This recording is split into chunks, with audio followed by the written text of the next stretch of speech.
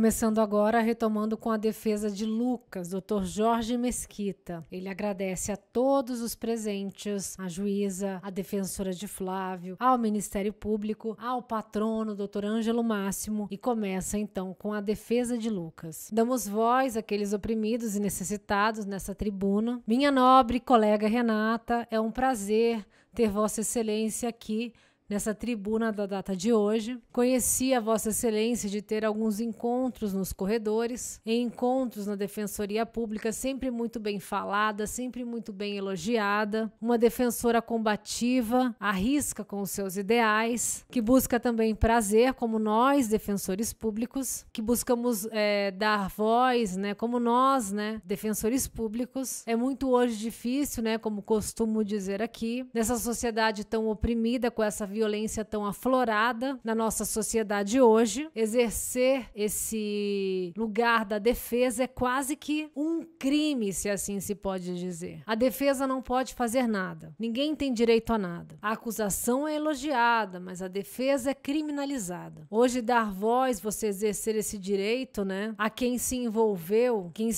em algum fato criminoso e veio assentar no banco dos réus, é uma luta que eu já disse aqui várias vezes e costumo dizer aos nobres jurados, é uma luta muito árdua e difícil, muito criticada. Não sei se Vossa Excelência também passa por essas, muito criticada, né, uma luta muito difícil por aqueles que não conhecem a nossa profissão, né, como que vocês defendem esses criminosos tão bárbaros, né? Aí eu costumo dizer, o dia que você precisar da atuação, seja de um advogado criminal, seja de um defensor público, aí você vai dar a importância, vai ver a importância da nossa atividade, porque às vezes isso acontece, existe a oportunidade disso acontecer na vida das pessoas. Já tive a oportunidade de encontrar, inclusive, parentes de jurados que falando, pô, doutor, aquilo que você falava se tornou realidade. E eu estou vendo e vivenciando isso. E naquela época eu não dava importância à sua fala, eu não acreditava que isso, a gente nunca acredita que isso possa acontecer com a gente. É sempre com o vizinho, é sempre com o desconhecido. A gente sempre dá a importância à defesa, seja a atuação da Defensoria Pública, a atuação da defesa, dar defesa às pessoas, quando a gente está envolvido numa situação como essa. Igual a exemplos de pessoas que estão de um lado da vida, né? Que o Ministério Público, seja da magistratura, quando se aposentam e vêm exercer a advocacia, estarrecidos com as afirmativas apresentadas por ele. Na época quase que nem se falava. Então essa importância só se é dada quando se está do lado de lá. Quando se está do lado da acusação, se assim se pode dizer, tudo pode, tudo é permissivo. Não sei que visão é essa, talvez uma visão equivocada do mundo utópico, que não existe. Quando se inverte as situações, se utiliza de todos os recursos, de todos os meios, a defesa nunca pode recorrer, a defesa nunca pode questionar alguma prova, né? É sempre um formalismo barato, né? Ah, não, é um formalismo barato. Mas quando se está desse lado daqui, esse formalismo não é barato. E é importante. Então, né, são críticas que nós vivenciamos e presenciamos no nosso dia a dia, né? Infundadas e infelizes, que nós refutamos e caminhamos para frente e mostramos a importância desses questionamentos e dessas lutas, dessas conquistas da nossa profissão, da nossa carreira, aqueles que de certo têm direito de serem defendidos de todas as formas, de todas as maneiras, para que eles tenham um julgamento justo. Então, dividir essa tribuna com Vossa Excelência aqui é um prazer muito grande. Tá? Meus queridos jurados, meus honrados jurados, acho que esse processo aqui seja o mais importante do ciclo de vocês. Talvez também um dos mais importantes que eu já tenha presenciado na minha carreira aqui nesse processo de Niterói. Talvez esse processo aqui seja um dos mais. E posso dizer também para vocês que essa causa é singular, como vocês já presenciaram aqui, e diante das mais inusitadas situações que já aconteceram nessa família, e descrita aqui nesse processo aqui, se assim posso dizer, posso garantir que há vários contextos, várias situações, posso dizer que há vários contextos que é levado várias pessoas a entrar em várias situações, a determinadas pessoas, a práticas de determinados crimes, ou não terem praticado esses crimes, ou estarem envolvidas psicológica, emocionalmente e até, como poderia colocar aqui, abaladas no seu discernimento do que é certo, do que é errado, do que fazer, diante de tamanho envolvimento emocional que existe nesse processo de várias formas, de vários jeitos. Então, julgar esse processo aqui na data de hoje, também posso garantir a vossas excelências que será uma tarefa difícil, árdua de vossas excelências, e ademais sei que os senhores irão enfrentar essa dificuldade e vão julgar da melhor forma possível. Hoje eu estou aqui na defesa do Lucas. E quem é o Lucas? Como Lucas surgiu nesse processo? Como Lucas surgiu, apareceu nessa família? Será que isso não tem uma importância para o desfecho todo dessa causa? Para o crime em si, senhores jurados? Porque o Lucas foi uma criança negra, abandonada pelos pais, foi abraçado pela família da Flor de Lis, pelo pastor Anderson do Carmo, viveu nesse mundo. Não sei qual seria o termo adequado para determinar aquele convívio presente naquela família. Porque desde então ouve-se falar de gratidão, que é um dom importantíssimo do ser humano. Mas a ingratidão talvez é a maior das dificuldades do ser humano. E ingrato com aquela pessoa que lhe deu casa, que lhe deu comida, que lhe deu uma oportunidade de viver. Eu acho que é estarrecedor pessoas que atuam dessa forma. E se vê nesse processo pessoas que viveram anos e anos diante desses problemas que deveriam e devem existir, ainda mais uma família numerosa da Flor de Lis, que costuma dizer, o Anderson falava, até a morte do Anderson ele era o líder dessa família. Então tudo que se diz sobre promiscuidade, condutas sexuais, desvio de dinheiro, volto a dizer aos senhores, tudo era coordenado e era sabido pelo Anderson. Então, jogar toda essa carga desse processo nas costas da Flor de Lis, não estou defendendo a Flor de Lis, tá? Não estou defendendo a Flor de Lis, mas jogar toda essa carga desse processo nas costas da Flor de Lis, só estou querendo colocar, se assim se pode dizer, as coisas nos eixos. É talvez uma indignidade, uma ingratidão, se assim se pode dizer. Falam que havia uma determinada desigualdade no tratamento com os filhos. Isso é muito subjetivo, que se refere ao que pode ser uma desigualdade no tratamento com os filhos. Até o momento da morte do pastor Anderson do Carmo, nada foi questionado e nada foi levantado. Viviam eles lá sob mil maravilhas, sem questionamentos, de uma família pura, sem cobranças impostas sobre uma família pura, uma família de 55 filhos, deveriam ser impostas, senão uma família de 55 pessoas com certeza perderia-se a mão, né? Perderia o breve controle daquela família. Insatisfações há em todas as famílias pequenas, famílias grandes. Agora imagina uma família onde haviam 55 pessoas que em tese não eram parentes de sangue. Satisfações existem, os preferidos ou outro. Preferências existem em famílias grandes e em famílias pequenas, então é uma questão muito complexa. O que é preferível, o que não é preferível? Isso vai ser explorado pelos advogados dos outros envolvidos, pela doutora Renata. Então eu só gostaria de mencionar, vossas excelências, que essas questões trazidas nesse processo até o momento são questões deveras subjetivas e só pessoas de lá, que lá tivessem efetivamente envolvidas, poderiam se levantar e questionar isso. Mas volto a afirmar, sempre com um olhar de cautela para que não se haja uma insatisfação, que alguém trabalhou recebendo um salário menor, outro um salário maior, o outro não recebia nada, o outro não fazia nada. O que eu vejo nesse processo realmente é crítica às pessoas que não faziam nada e só dormiam. E outros que trabalhavam na Câmara e se recriminavam também. Então, qual é o valor do certo ou errado numa família dessa?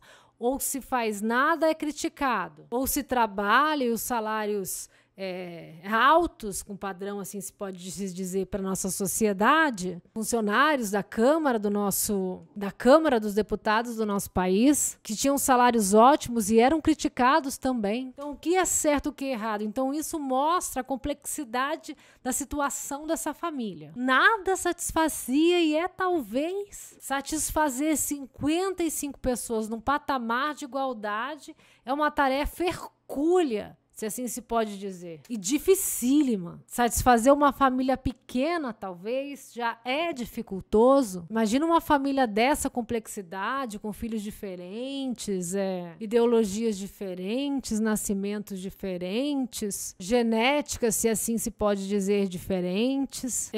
Genéticas diferentes, entre filhos do mesmo sangue já é diferente. Imagine em situações como essa. Então, senhores jurados, eu acho que isso deve ser contemporâneo e analisado com uma certa cautela, seja para um lado, seja para o outro. Então, em uma família conturbada e complexa como essa, chega o Lucas, o jovem Lucas, a criança Lucas, um negro, pobre, abandonado pelos pais, e chega numa família, como se diz assim, com diversidade, com opiniões, com ciúmes, com ingratidões. Então, qual seria a conduta? Como que uma criança se desenvolveria com isso?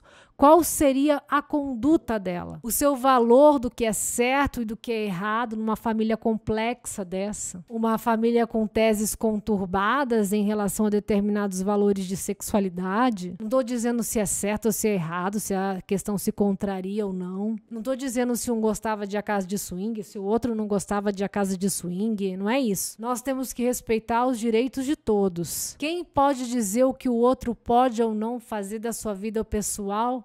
Não é correto? Então, uma questão deveras complexa de se analisar em um contexto social, o que é certo, o que não é certo, o que deve se fazer, o que não deve se fazer. Então, o Lucas tinha essa família com essa diversidade, com essa diferença de valor, enaltecimento da Flor de Lis, né? Até como um anjo que caiu do céu. Então, como esse jovem que entra nessa família, não com a personalidade totalmente formada, não com seus valores totalmente formados, se comportaria e atuaria numa família como essa? Eu pergunto para os senhores, e isso é muito questionado, se a pessoa nasce com aquele dom voltado para a marginalidade ou se as circunstâncias sociais e de convivência talvez levem a pessoa a se comportarem, se voltarem de certa maneira. Nesse processo aqui eu posso dizer para os senhores que temos um exemplo disso, que seria o Lucas. Conviveu nessa família como rejeitado, o enjeitado,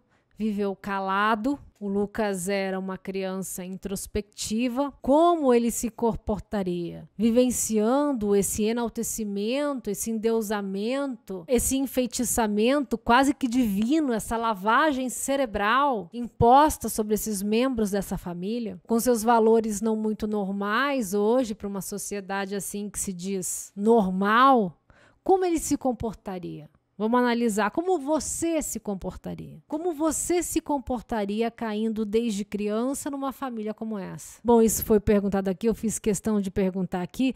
Bom, mas por que você, sabendo dessa situação, com esse celular, não entregou ele para a polícia? Tirou foto, tirou print?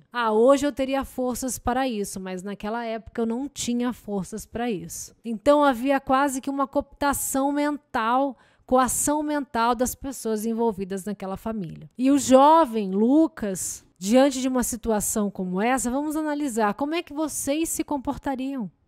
Como? Vocês dariam um tilt na cabeça ou não dariam um tilt na cabeça? Vendo que um tá com um tênis melhor, o outro não tá com um tênis melhor, vendo que um vai comer salsicha, o outro não vai comer salsicha, uns têm iogurte, o outro não tem iogurte. Como esse jovem Lucas desenvolveria essa personalidade? Posso dizer aos senhores, apesar desse percalço em um momento da sua vida ele ter descambado para o tráfico de drogas, digo aos senhores que diante de todas essas dificuldades e de todas essas agruras, a vida que ele sofreu, que ele vivenciou, que ele viu, inúmeras discussões, questionamentos, divergências, divergências. O Lucas só se envolveu com a marginalidade agora, nos últimos meses. Vivia lá, não se sabe de que maneira, de que forma. Se ele tinha o poder de ter seu sentimento, seu questionamento, a sua vontade aceito diante dessa complexidade de família. Será que ele é culpado disso? Ou se as circunstâncias da vida o levou a isso? Será que ele é um sem vergonha?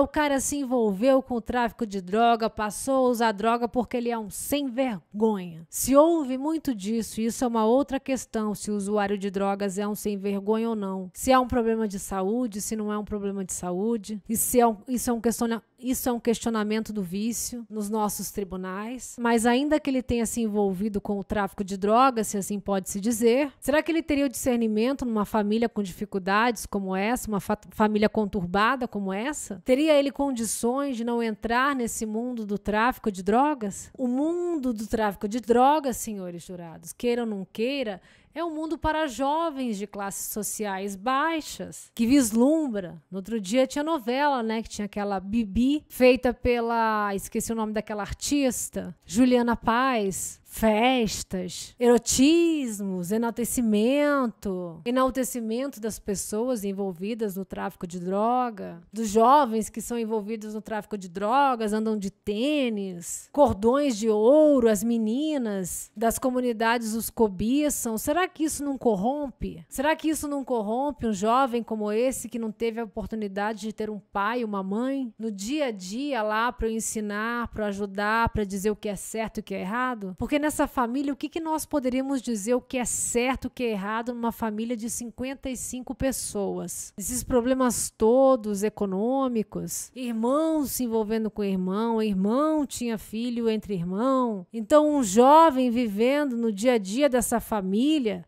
não se deslumbraria com a possibilidade de uma comunidade, das opções dessa comunidade, do tráfico de drogas? Isso não o cobiçaria, não o enfeitiçaria a entrar nesse mundo do crime? No mundo do tráfico de drogas? De arrumar uma namorada, como dizem os jovens traficantes? É uma questão também complexa, né, de ver essas meninas enaltecendo esses traficantes. Será que isso também não corrompe?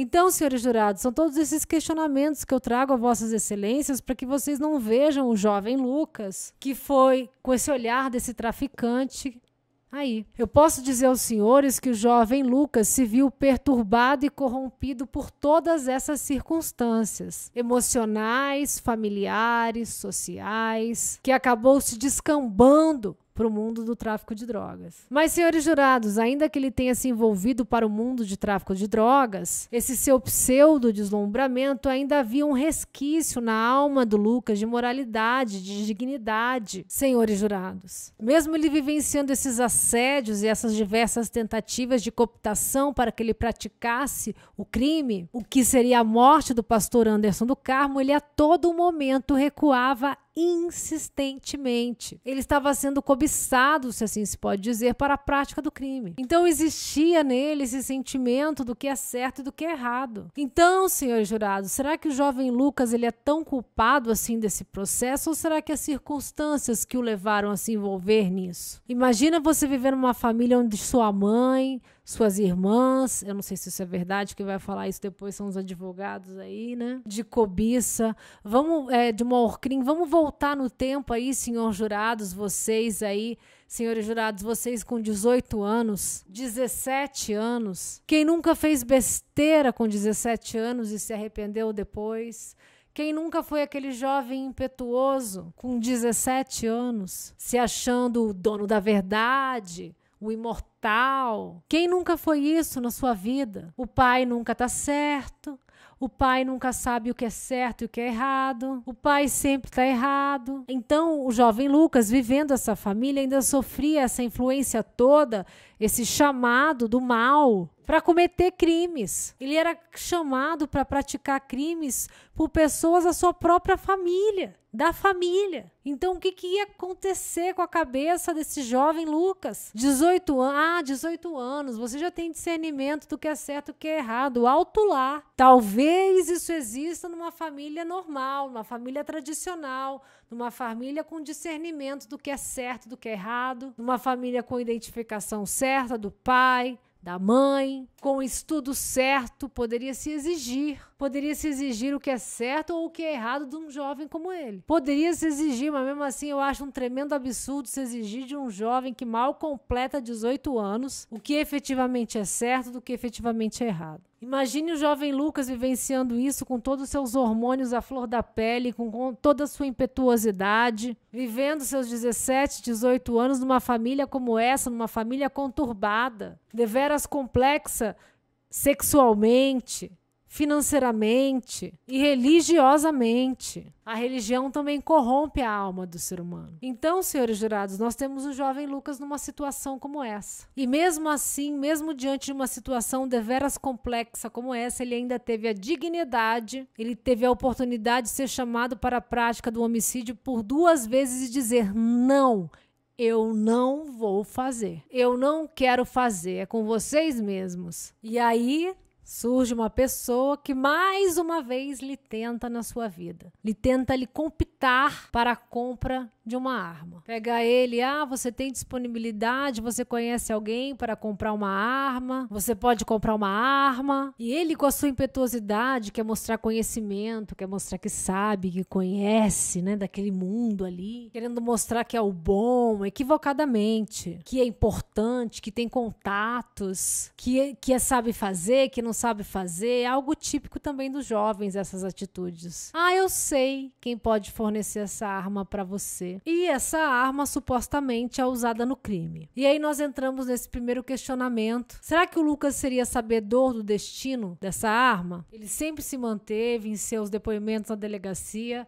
Quando colocado lado a lado com outra réu desse processo aqui, eles gostam, né? Eles gostam de falar, se dizer importante, não se dizer importante, falar até demais, mas não sabendo o senso das consequências desse seu falatório exagerado. Mesmo diante de todas as promessas, você pode falar isso, não vai dar nada. Ele se manteve ali inabalável em não saber a destinação dessa arma. E aí se faz o link com a situação de um outro envolvido nesse caso, que faz uma chorumela, queria dar destino ao fim, ao sofrimento de uma pessoa dessa família. Trazer um prejuízo para outra pessoa dessa família. Isso aconteceu meses antes do assassinato do pai, do Lucas. Será que esse jovem faria esse link? Essa pessoa que te pede comprar uma arma meses antes do fato, seria para se defender, ou seja, do Lucas, ou de parentes, de outra pessoa, da sua ex-companheira, para garantir a sua vida? Será que ele faria esse link aí com essa relação? Mais uma vez eu mostro aos senhores aqui que não há prova efetiva da ligação desse link entre o real destino dessa arma. Mas você pode imaginar, pensar uma coisa, mas a gente tem que trabalhar com a prova efetiva disso. A prova efetiva é saber a real destinação. Essa arma é para isso, nunca saiu da boca do Lucas. Pode ter vários depoimentos, vários vídeos,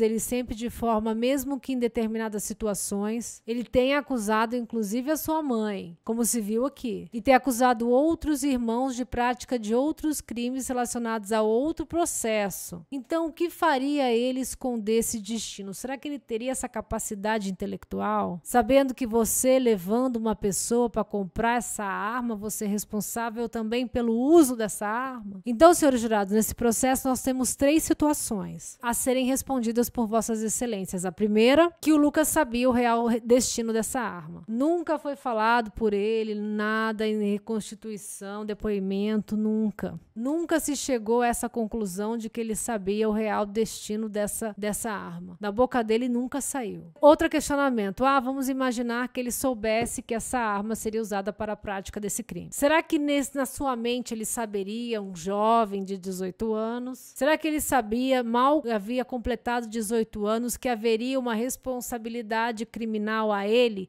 pela prática desse crime? É uma questão jurídica, gente. Ou ele achava, não, mas o senhor, eu só comprei a arma. Eu só pediu para falar, eu só levei ele lá. Será que ele sabia dessa responsabilização criminal desse processo? E terceiro, será que ele mesmo sabendo da destinação dessa arma, da responsabilização dessa arma, ele psicológica e emocionalmente não estava influenciado e abalado para não ter poder de dizer um não? Para a pessoa que lhe pediu para que ele comprasse essa arma. E nós tivemos a oportunidade de ver nesse processo vários depoimentos que sabiam que havia um envenenamento, um suposto envenenamento. E quando questionam, mas por que você não denunciou?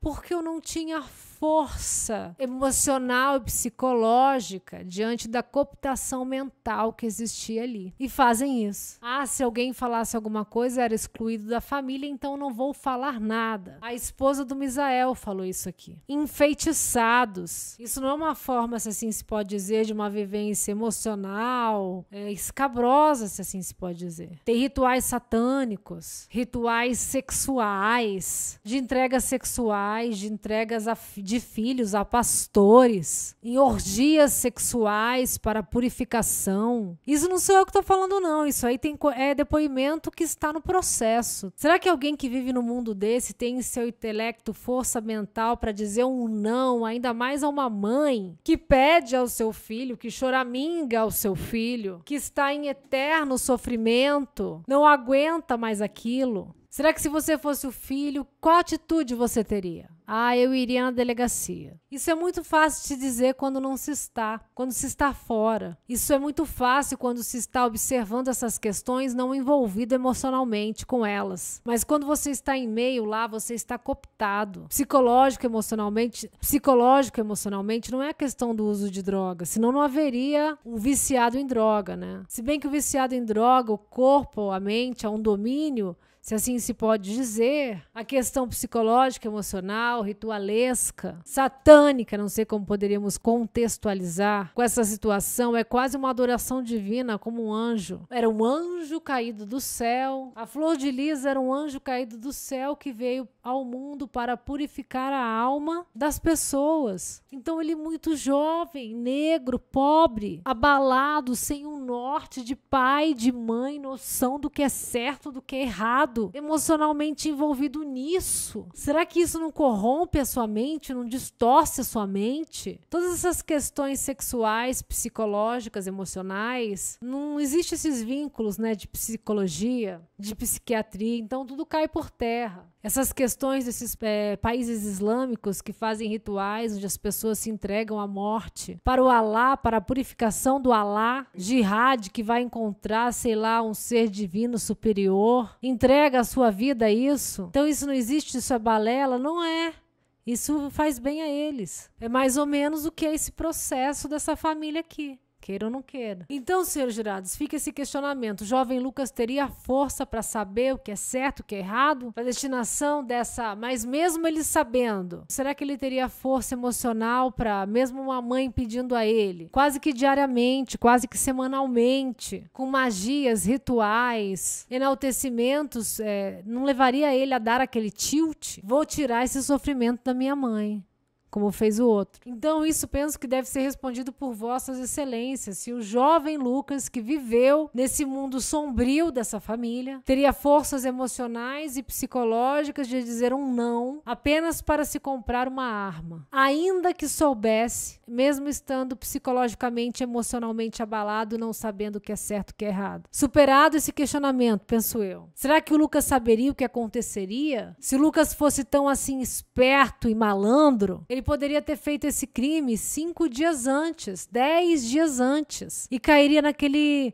chavão do menor. Ele, como menor, poderia ter feito isso, não dá muita coisa para menor. Mas ele não quis fazer, então ele esperaria estar maior, que as consequências são muito mais graves, para ele fazer um fato. Isso mais uma vez mostra aos senhores jurados que ele não tinha intelecto psicológico, emocional e não sabia o que era certo e o que era errado. Se ele faz uma semana antes, não dava nada para ele, nós nem estaríamos aqui hoje. Ele estava lá na vara da infância, fica aqueles 3 aninhos lá, que diga-se de passagem é um absurdo. Sou defensor, mas acho um absurdo. Um jovem, 17 anos ali é sanguinário, é muito pior que muita gente aqui. Tem jovens muito mais sanguinários que gente que tem 18 e 20 anos, que matam as pessoas de forma bárbara e pegam apenas 3 anos. E o outro, um mês depois, pratica o crime e pega 30 anos. Então, por isso que eu falo, realmente dá asco essa questão. Essa penalização aí, esse ajuste aí de 3 anos é um equívoco, mas isso aí é uma outra questão e é um outro patamar, que fica aí para ser julgada não por nós aqui, mas pelos nossos legisladores. Não gosto de fazer demagogia, mas aproveitando aqui das circunstâncias sociais para se valer de determinadas questões, de determinadas situações. Então, voltando ao tema, eu sou linha dura e acho que o Lucas entrou nessa família como criança e acho que a condição e acho que criar uma personalidade, ele deve ser responsabilizado por tudo. Qual seria a sua participação nesse crime? Qual seria a participação do Lucas? Penso eu que, sem pestanejar, seria uma participação de menor importância. Porque qual a importância de alguém que apenas compra uma arma? Seria a mesma importância daquele que praticou um crime? Aquele que praticou vários disparos de arma de fogo? Nós temos que culpabilizar as pessoas na parte de parcela em relação a determinado crime. E qual foi a parcela de culpabilidade da parte do Lucas nesse crime?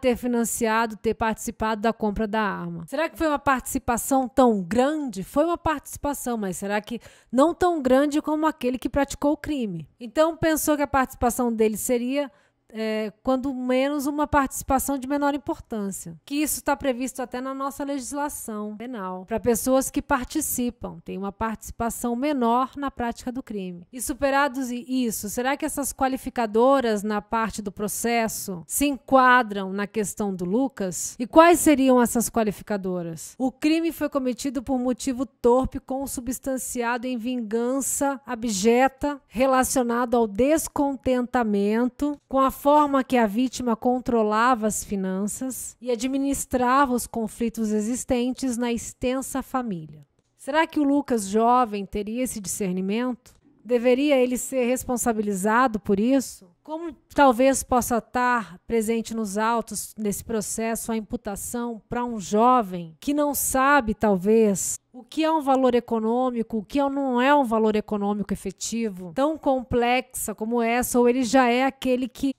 enjeitado. Quem era o Lucas? Lucas é aquele cara lá, introspectivo, não se relacionava muito com ninguém, o rejeitado da família. Outra, o crime foi cometido por meio cruel, posto que a vítima foi acometida por disparos de arma de fogo, inclusive na região próxima à genitália, agonizando com intenso sofrimento. Será que o Lucas saberia quantos tiros o pastor ia levar? Ele saberia, ele não saberia. É óbvio que ele não saberia. Essa dinâmica da participação do crime só é atinente a quem está na prática do crime. Se foi 1 tiro, 2 tiros, eu posso responsabilizar ele pelos tiros? Penso eu que não. Então, mais uma vez, é um fator relacionado a quem executou o crime. Quem executou o crime?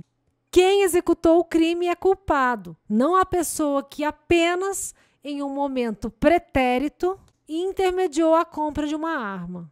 Agora, como aquela arma foi efetivamente usada, penso que o Lucas não pode ser responsabilizado porque ele não sabia. Ainda mais com essa quantidade de tiro. Ele sabia que ia ser usada a arma. Mas será que ia ser usada dessa maneira com 10, 15, 14 disparos? Ou 30 disparos? É óbvio que não. Penso que isso é responsabilidade exclusivamente da pessoa que estava lá na hora do crime. A pessoa que estava lá na hora do crime que deve ser responsabilizada. E outra, o crime foi cometido mediante recurso que impossibilitou a defesa da vítima, posto que na garagem de sua residência, quando mexia nas suas roupas, inclusive portando roupa íntima. Então, será que o Lucas sabia que o pastor ia ser pego de surpresa, que estava na garagem de roupa íntima? Então, é apenas uma questão causal a pessoa que praticou o crime. Então, essas circunstâncias do tiro já está embutido no motivo penal. Então, essas circunstâncias aqui já está embutido no motivo a mais, uma circunstância a mais. Naquela trama de pegar de costa, de estar de cueca, apenas ali distraído, como foi falado aqui, na garagem. O Lucas nem sabia se o pastor estava em casa, se o pastor não estava em casa. Isso é reforçado, senhores jurados, até pela questão da bolsa. Essa questão da bolsa eu acho que ficou bem delineada, senhores, acho que até no depoimento do Daniel, que foi cobrada pelos traficantes da bolsa, até pela questão que foi deixada lá. Que foi levada essa bolsa lá e os traficantes abriram essa bolsa e viram que tudo que era da boca estava ali. ali. Então o Lucas foi lá efetivamente para guardar essa bolsa da Boca. Uma meia-culpa efetiva porque ele sabia que, corrigindo, não havia provas efetivas de que ele sabia que esse crime iria acontecer. Ele poderia imaginar, ele sabia que a morte iria acontecer. Muda essa questão, ele poderia saber que essa morte iria acontecer, mas não e quando, como o Dr. Carlos colocou aqui, que foi através de uma ligação lá da Flor de Lis para Lohane, esqueci o nome aqui para quem, falando que estava chegando e não sei o que, não tem nenhuma ligação para o Lucas. Na verdade é para Marzi a ligação da Flor de Lis. Tem ligação depois do Flávio para tentar incriminar o Lucas, sim, depois do crime. Ele já estava lá na festança, lá no eucalipto, e ele perguntando: o que você fez, rapaz? Tentando se livrar do crime, colocando nas costas do Lucas. E o Lucas mostra surpresa: você tá doido? O que aconteceu? Então ele mostra reação típica de que não sabia o que estava acontecendo ali. Ele poderia ter falado: foi feita a parada, então tô voltando aí. Não, ele demonstrou surpresa com a coisa. O que está acontecendo? Tô indo para aí. E ainda que ele soubesse que um crime poderia acontecer, ele não sabia que era naquele momento, ele demonstrou surpresa. Ele falou: o quê? Tô indo aí. Então, senhores, não vejo como nessa questão da qualificadora da cueca ele possa ser responsabilizado. Na quantidade de tiro ele possa ser responsabilizado, também não vejo como. Ele ter intelecto. Havia um desfalque em Brasília e ele conectar aquela conversa com esse dia. Então não havia como. Não havia intelecto, não vejo intelecto para isso. Então, senhores jurados, Lucas a todo momento colaborou com as investigações, falou a todo momento aqui sobre a Flor de Lis, falou várias vezes aqui sobre os outros irmãos, mostrou várias vezes aqui, mas ele nem está envolvido na parte de formação de quadrilha como os demais aqui. Ele nem sabia de formação de quadrilha. Inclusive, ele foi impronunciado pelo Ministério Público, mostrando que essa armação toda, tramada, diabólica, ele não teve nenhuma participação, seja no envenenamento ou em nenhum outro. Já que o senhor citou aqui a manifestação pela impronúncia, é porque ele era menor infrator, diz o promotor Carlos. Ele não podia responder por formação de quadrilha porque ele tinha 17 anos. Ele não pode ser responsabilizado por esse motivo, não que ele não estivesse. Só para deixar bem claro isso, diz o promotor. Que eu saiba, a formação de quadrilha era para ele estava todo o tempo tentando ser cooptado. Hoje se formou a quadrilha, não, se formou a quadrilha depois. Mas se passasse 2 dias da sua maioridade, ele estava formado naquela quadrilha, diz Dr. Jorge. Mais uma vez, Lucas foi enjeitado da família, que só foi usado para uma tentativa de retirar a vida de seu pai. Ser cooptado para que tentasse tirar a vida de seu pai. Mesmo não surtindo efeito, eles tentaram várias vezes. E será que Lucas teria capacidade intelectual e psicológica para dizer não à sua mãe para comprar uma arma, mesmo se tivesse sabido do motivo? Lucas, pelo amor de Deus, me ajuda seu irmão a comprar aquela arma lá, eu estou abalada psicologicamente, eu estou sofrendo. Qual é a sua reação diante da tua mãe que chora meses e meses e amargura, mostrando um sofrimento? Será que você é um jovem sem um ideal? O que é certo, do que é pai, do que é mãe, do que é psicologia? O psicológico efetivamente formado?